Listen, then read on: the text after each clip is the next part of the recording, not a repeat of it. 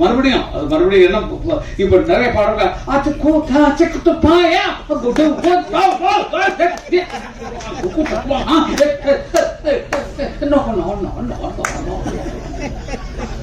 நீங்க நல்லா நினைச்சு பாருங்க, இருந்த கற்ப கெடுத்திருக்கமா காப்பாத்திருக்கமான்னு யோசிச்சு பாட்டுடைய கற்பு, கதையினுடைய கற்பு, எல்லாத்தையும் கற்பு. நான் தயவு செய்து தப்பா சொல்றேன்னு நினைக்காதீங்க. படம் பார்த்தா எல்லாரும் துப்பாக்கி வச்சிருக்காங்க. துப்பாக்கி இருக்கு, நிறைய துப்பாக்கி இருக்கு. நான் படம் ஃபுல்லா பார்த்தா தான் என்னால சொல்ல முடியும். காரணம் என்னன்னா, நல்லா இருக்கு, நல்ல ஒரு புதிய குழு உருவாக்கி கதையெல்லாம் பாக்குறோம்.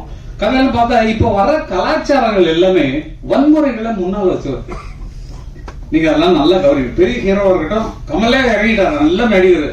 விக்ரம் படம் பாருங்க, எத்தனை ஃபைட்டு, துப்பாக்கி எவ்வளவு துப்பாக்கி அப்புறத்தே காட்டுறாரு. எந்த வருஷத்து துப்பாக்கி, இந்த வருஷம் துப்பாக்கி, இனி வரப்போற அட்வான்ஸ் துப்பாக்கின்னு இந்த கல்ச்சருக்கு தகுந்த மாதிரி மாறிட்டாரு கமலஹாசன். அப்போ ஜனங்கள்ட்ட நல்ல கதையை கொண்டு போய் சேர்க்கறதுக்கும் நல்ல நடிப்புக்கான கதைகளை தேர்ந்தெடுக்கிறதுக்கும் குறைஞ்சு போச்சு. அதுதான் நல்ல யோசிச்சு பாருங்க. திருக்கவுண்டர்ல என்ன அருமையான பாடல், பேரரசு எடுத்த படங்கள்ல என்ன அவ்வளவு அருமையான படங்கள். கதையின் நோக்கம் அது அது சரியா ஜனங்கள் கொண்டு போய், ஐயோ நம்ம லைஃப்ல நடந்தா அப்படி காட்டுறாங்களே, நம்ம ஊர்ல 10 பெரிய மனுஷங்க வர்றாரு, ஐயோ ஐயா அப்படிங்கிற மாதிரி நமக்குள்ள அந்த உணர்வு வரக்கூடிய கதைகளை நம்ம உருவாக்குறதுக்கு ட்ரை பண்ணணும். நம்ம வாழ்வியல்ல நிறைய கதைகள் இருக்கு, எக்கச்சக்க. நம்ம குடும்பத்தை பேசி பாருங்கள, நம்ம குடும்பத்தில் நம்ம ஒரு என்ன கஷ்டப்படுறோம், எப்படி பண்றோம், வெளியில எப்படி நம்ம பத்தாவா நடந்துக்கிறோம், இதே ஒரு கதை, அருமையான கதை. எவ்வளவு துக்கங்கள் விவரங்கள் இருக்கலாம். அத மாதிரி கதைகளை தேர்ந்தெடுக்கிறது இவங்களுக்கு ஒரு அறிவுரை மாதிரி தான் நான் சொல்றேன். அது என்னன்னா, நிறைய பேர் வச்சுட்டு தவிச்சிட்டு இருக்கிறாங்க, எங்களுக்கு ப்ரொடியூசர் கிடைப்பாங்களான்னு தவம் இருக்கிறாங்க. அப்படிப்பட்டவர்களே நீங்க கண்டிப்பாக நீங்க சேர வேண்டியது. இப்ப நீங்க வந்து டைரக்ட் பண்ணிருக்கீங்க, நீங்க இந்த டைரக்டர்ஸ் யூனியன்ல மெம்பர் ஆனீங்களா? இல்ல சொல்லு சார், கண்டிஷன் பேர்ல வந்திருக்கோம். இல்ல இல்ல டெஃபினட்டா மியூசிக் டைரக்டர் வந்து எங்க மியூசிக் யூனியன்ல இருக்கணும். ஒரு பாயா ஒர்க் பண்ற பாயா இருந்தா கூட யூனியன்ல சேரணும். யூனியன் பாய கரெக்டா பிரிச்சு அருமையா வச்சிருக்காங்க. டைரக்டர் யூனியன்ல இருந்தா தான் டைரக்ட் பண்ண முடியும். இல்லாட்டா வந்து ஷூட்டிங் பேக்கப்பட நிறுத்து ஆரம்பிக்க இருக்கு அப்படின்னு சொல்லி இப்போ பேசுற ஆட்கள் கூட பயங்கர பாக்குறது சாஃப்டா இருக்காங்க சார். அவங்க பட்ட பிடிச்சாங்கன்னா அவ்வளவுதான். அந்த மாதிரி ஆட்கள், அந்த மாதிரி என்ன ரூல் இருக்கோ அதை நம்ம ஃபாலோ பண்ணா நல்லா இருக்கும். என்னுடைய வேண்டுதல் என்னன்னா, இவ்வளவு பெரிய ஐடியாவோட நீங்க பண்ணிட்டு இருக்கீங்க, நல்ல கதைகளை வச்சுட்டு எனக்கு ஒரு சான்ஸ் கிடைக்காதா, கிடைச்சா பிச்சிடலாயா அப்படின்னு சொல்லி நினைக்கக்கூடியவர்கள் நிறைய பேர் இருக்காங்க. அவங்களை யூஸ் பண்ணி நீங்க படத்தை ஆரம்பிக்க, அதுல காசு சேர்த்துக்குங்க. அதுக்கப்புறம் நீங்க வெளியே, ஏன்னா உங்க பாட்டே வந்தது, விட்பா விட்பா விட மாட்டோம்னு ஃபர்ஸ்ட் வேர்ட். இது வேற எவனா சொன்னா உங்களுக்கு எப்படி இருக்கும்? உங்களை பார்த்து விட்பா விட்பா விட மாட்டோம் இப்படி. அப்போ அந்த மாதிரி வார்த்தைகள் பிராங்கா பேசுறோம். ஏன்னா வந்து அரைச்சொல்னு நம்ம சொல்லுவோம், இது மாத்திக்கிறது ஒன்றும் ப்ராப்ளம் இல்ல. விட மாட்டோம்னா மத்தமா, ஏன்னா தியேட்டர் கிடைக்கிறது கஷ்டம், ரிலீஸ் பண்ண விட மாட்டேங்கிறாங்க. இடம் கேப் கிடைச்சா வந்து ஒரு வாரம் ஃப்ரீயா இருக்கு, அதெல்லாம் போட்டுக்கோ அப்படின்னு சொன்னா படம் எங்க வெற்றி பெறாது. அதனால சொல்றதெல்லாம் ஆட்கள் நிறைய இருக்காங்க. பாசிட்டிவ் திங்கா இருக்கணும், டோட்டலா வந்து நெகட்டிவ் திங்க பண்ணக்கூடாது. அது மாதிரி அதே மாதிரி வன்முறைகளை தூக்கி கொண்டு வந்து கதையாக்குவது குறையணும். நம்ம வாழ்வியல் சொல்லக்கூடிய கதைகளா எடுத்தீங்கன்னா ரொம்ப நல்லா இருக்கும்னு நினைக்கிறேன். இசைக்கு முக்கியத்துவம் கொடுத்தீங்கன்னா உங்களுக்கு எல்லாம் ஃப்ரீயா வந்து இளையராஜா பண்ணி வைக்கிறது என்னுடைய பொறுப்பு. நல்ல கதையை கொண்டு வாங்க, அருமையான கதையை கொண்டு வாங்க. அவர் காசு வாங்கல, ஆனா இது கிரீன் கார்டு பண்ணி கொடுத்துருந்தான், ஒரு சாங் ஏதாவது பண்ணி கொடுத்துருந்தான் சொல்லி நான் வந்து என்னால பண்ண முடியும். அதுக்குதான் சொல்றேன். ஏன்னா அதுக்கான கதைகள் அவருக்கு இல்ல, கேளுங்க, அவர் கதையை கேட்டோம்னா இதுக்கெல்லாம் நமக்கு நீங்க வேற யாராவது பண்ணீங்க சொன்னா அவர் அப்படிப்பட்ட ஆளு. கதையை கேட்டாருன்னா அவருக்கு பிடிக்கிற மனசுல நல்லா இருக்கு, இது எடுத்துருவீங்களா, நீங்க யார்கிட்ட அசிஸ்டன்டா ஒர்க் பண்ணீங்க, இதெல்லாம் கேட்பாரு. எப்படி ஒர்க் பண்ணீங்க, எப்படி இதை எடுப்பீங்க, இவ்வளவு ஸ்ட்ராங்கான கதை சொல்றீங்களே, இல்ல நான் எடுத்த படத்தை போட்டு பாருங்கன்னா உங்க படத்தை பார்த்தாருன்னா என்ன இப்படி படம் எடுத்து வச்சிருக்கேன், போய் இந்த கதையை என்ன பண்ண போறானோன்ற பயத்துல போடக்கூடாத சூழ்நிலைகள் அவருக்கு வரலாம். அதனால நல்ல கலைஞர்களை செலக்ட் பண்ணுங்க, நல்லா கொண்டு வாங்க. உங்களுக்கு உதவுறதுக்கு நாங்கெல்லாம் இருக்கோம், நாங்கெல்லாம் மொத்தமா இருக்கோம். நானும் சரி, நீங்க எந்த டேரக்டர் வேணாலும் போடுங்க, நாங்க 3 பேருமே கவிஞர்கள், பாடலாசிரியர்கள். உங்களுக்கு ஃப்ரீயா பாட்டு எழுதி தரோம், நீங்க யார் வேணாலும் மியூசிக் போடுற. இப்ப நீங்க போட்ட பாட்டவே நான் மியூசிக் டைரக்டர் முறையில் சொல்றேன், அது உங்களுக்கு தெரிஞ்ச சான்ஸ் இல்ல, எனக்கு தெரிஞ்சு சொல்றேன். 2-3 இடத்துல வந்து அந்த ஃபீமேல் வாய்ஸ் டோனை வந்து ஒரு செமிட்டோன்னா அந்த சுதி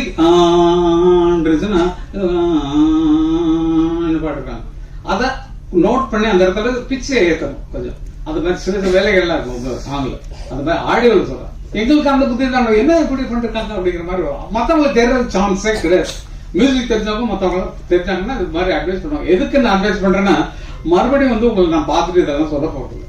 இது ஒண்ணுதான் எனக்கு சந்தர்ப்பம் கிடைச்சது. இதுலதான் என்னுடைய ஆதங்கத்தாக கொட்டி ஆகும். அதனால நீங்க அடுத்து பண்ண போறது இன்னும் தெளிவா பண்ணுங்க. கொஞ்சம் நல்ல மியூசிக் தெரிஞ்சவங்க எல்லாம் போடுங்க. நாங்க எல்லாருக்கும் ஃப்ரீயா பண்ணி தர்றது. நிஜமா நிஜமா ஆமா, அந்த மாதிரி ஆட்கள் நிஜமா கண்டிப்பா கண்டிப்பா நான் பண்ணுவேன். அவர் மியூசிக் பண்றவர் தான். பேரண்ட்ஸ் பாட்டு சொன்னாலும் டியூன்ல தான் சொல்லுவாரு. நீங்க அவர் படத்துல வர்ற பாட்டுலாம் கிடைக்குன்னா அவர் சொன்ன டியூன்ல தான் அவர் பாட்டெல்லாம் வந்திருக்கும். அந்த மாதிரி நான் கேட்டேன், உங்க படத்துக்கு அதாவது பாட்டு இல்லைங்களா? இல்ல நான் விட மாட்டேங்க, நான் தான் எழுதுறேன் பாட்டு. உங்களை மாதிரிதான் அப்படின்னாரு. நான் முதல்ல எல்லாத்தையும் வச்சு எழுதுதான். ஆர்வி உதயகுமார் படங்களே நான் பாட்டு இருக்கேன். மூக்கேற மூக்கா முட்டையுள்ள கேக்கா பாகியத வைக்காம செத்து விடு சோக்கா கொண்ட மூடி காக்கா கண்டு கொட்ட பாக்கா கண்டவுட நான் வானே கண்டிப்பையன் வைக்கா. இது மலையாள கப்பக்கிழங்கா இல்ல மயிலாப்பூர் வத்த குழம்பா இல்ல பம்பாயி பூரி கிழங்கா நம்ம பட்டிக்காட்டு கோழி குழம்பா பறிக்காத கத்திரிக்கா. அந்த மாதிரி பாட்டு படப்படன்னு இவருக்கு கொஞ்சம் நல்லா இருக்கும்பா, கமர்ஷியலா நல்லா இருக்கும்பா. அதெல்லாம் பண்ணிய விஷயங்கள் உண்டு. நல்ல ஜெயிச்ச குழு நாங்கள் தான். மத்தவங்களுக்கு வழிவிட்டு உட்காந்துருக்கோம். இப்ப எழுதுனா புது சாங்க நாங்க தான் எழுதிட்டு தெரியணும். அதனால மத்தவங்க புதுசா வர்றவங்க என் பையன்கிட்ட நான் சொல்றேன், நீ அப்பங்கிறதுக்கா ஒரு பாட்டு மட்டும் என்ன வச்சுக்க, மத்தவங்க உனக்கு யார் பிடிக்கிறானோ அவங்க பாட்டு. இப்ப உங்க படத்துல கோட்ல ஒரு பாட்டு இருந்த ஏ ஸ்விங்கி ஏ சத்து ஏ வெத்து அந்த மாதிரி ஏ மூக்க ஏ ராக்கு ராமாயிங்கிற மாதிரி வெஸ்டர்ல போட்டோம். அவ்வளவுதான்.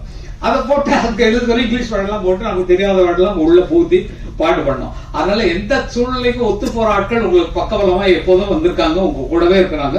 எந்த நேரமே இவங்க அழைக்கலாம். ஒரு கதை ரெடி பண்ணீங்கன்னா இந்த மாதிரி ஆளுக்கு கதை ரெடி பண்ணிருக்கோம், அந்த கதையை கேட்டு சேஞ்சஸ் இருந்தா சொல்லுங்கன்னா அதுக்கு கூட நாங்க ரெடி.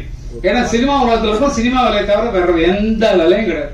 நாங்க சம்பாதிச்சுட்டு நிறைய ஒரு எஸ்டேட் வாங்கி நிறைய வீடுகள் கட்டி வாடகை விட்டு பேசாம உட்காந்துருக்கலாம். அதெல்லாம் வரல. இளையராஜா சொத்துக்கு மேலையா அவ்வளவு இருக்கு.